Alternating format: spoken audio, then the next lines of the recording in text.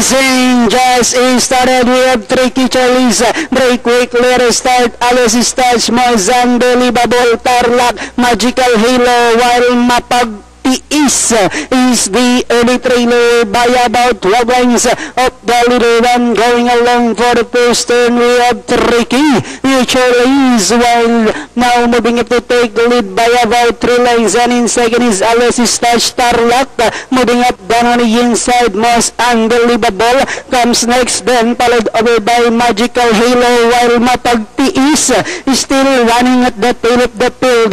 Back to the leader, we have Tricky Charlies enjoying a 3 lengths lead. Alice Touch, and in down on the inside third now is Tarlac, Most Unbelievable. Magical Halo comes next, then followed over by Mapagtiis.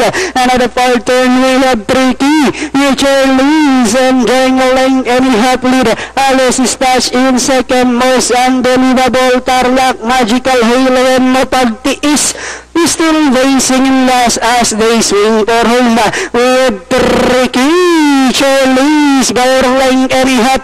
Alice Touch is on the outside second. Last 100 meters, we have Tricky Charlies by about 2 over Alice Touch, and finally Tricky Charlies. Alice Touch, then comes Most Unbelievable. Finally, may lemadong unang tumawid ngayon. Numero 1, Tricky Charlies. Bahagya lamang ang top choice. Selling 156,000 against 150,000 ni Tarlac. Segundo, yung third choice na 4 Alice Touch.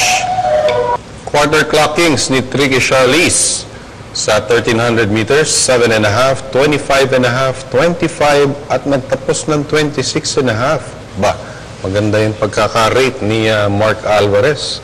Buong buo pa dumating, 26 medya. Total time, 1 minute 24.6 seconds.